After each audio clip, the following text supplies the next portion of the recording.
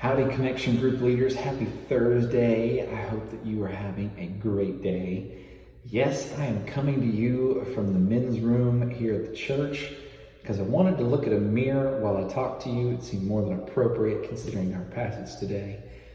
We'll talk about that in a second. But before we get into that, some really important news, not about this Sunday, but next Sunday, the 18th. That is the Sunday that a pretty massive swath of us is going to be gone to children's camp.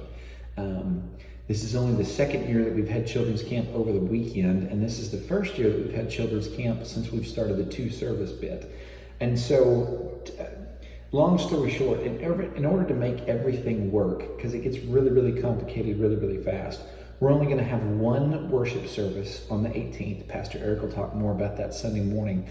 But we're also going to have no connection groups on that Sunday morning also.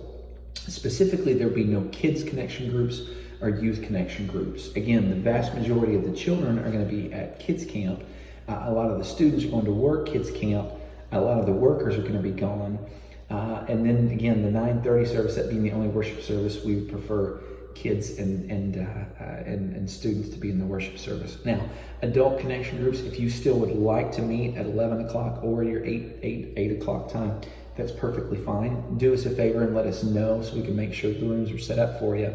But otherwise, there'll be no connection groups that day. And then on that note, please be praying for kids camp. It's a big deal. Youth camp was a huge success last week. Thank you for praying for us in that. Now do the same thing for us for kids camp too. Now, let's talk about James chapter 1 and chapter 2. The book of James is awesome. And it's awesome for all sorts of reasons. But the biggest reason is it's just simple. Now, when I say it's simple, a lot of you read through this book and you go, man, there's nothing simple about that book. Something I tell the students all the time is the Bible is not hard to understand. The Bible is hard to obey. And that's really what it comes down to. Truly, very few things.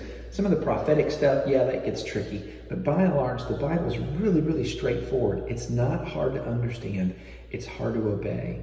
And so much of what James says, it hurts, it stings, because he's calling us to obedience. And that's what's going on here. This, by the way, is why Pastor Eric says all the time, there's nothing more deep that we can do when it comes to God's word than simply to obey.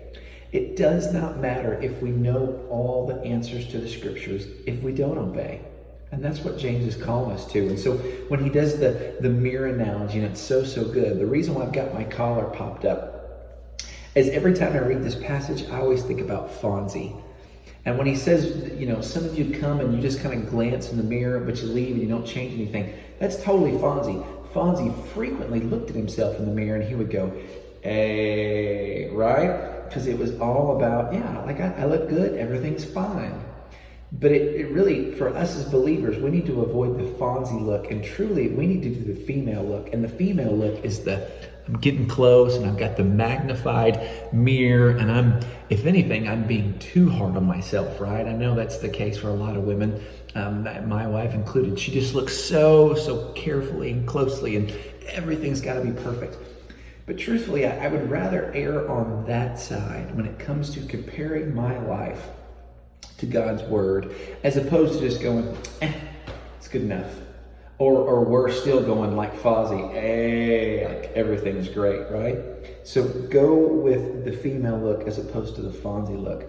And then also when we get into chapter 2 and it talks about how the demons themselves, they believe. And I love, again, I'm going back to it, this time it's a movie. Every time I read that passage, I think about the Lion King when the cubs are down, or the hyenas are talking in the dead land. I can't remember what it's called. But they're talking about Mufasa. Ooh, say that name. And they all shudder, right? Mufasa. Ooh, say it again, right? That's what the demons do whenever they hear the Lord's name. They shudder at the idea, not of disobeying them, because demons disobey them all the time, but when God gives their command, they shudder because they have to obey. They know better to not disobey. And so frequently we don't. Man, we just disregard what God has said over and over and over and over and over again. And so this is where James just comes and says, hey, you can talk about having faith, but there's no proof of your life whatsoever. Show me your faith by your work. Be a doer of the word, not just a hearer. Guys, this passage truly just, it almost teaches itself. And so if anything, I would just encourage you highly, spend some time just reading the passage together and really praying through it together and saying, okay, we as a connection group, and we want to be doers of the word, not just hearers. We want to be people that don't just have the answers, but we live out the answers. Several years ago, I had a student come to me, and he was just concerned about the fact that I seemed to be teaching what he considered to be some of the simple stuff. He said, when are we going to move beyond into, again, he used the phrase, kind of the deep stuff. And I posed the question right back to him. I said, what is it about our group that makes you think that I need to be teaching things that are deeper than what you're learning right now? And when I was trying to help him understand it, like, we're not even getting the little things right. Why would I be trying to teach you big stuff and we can't even do the little stuff well? We need to be doing it all well. But we've got to start somewhere, and obedience is where it all begins. So guys, we love you. Be a doer of the word. Be a student of the word this weekend, but be a doer of the word with your group. Have a great Sunday. I can't wait to see y'all. Bye.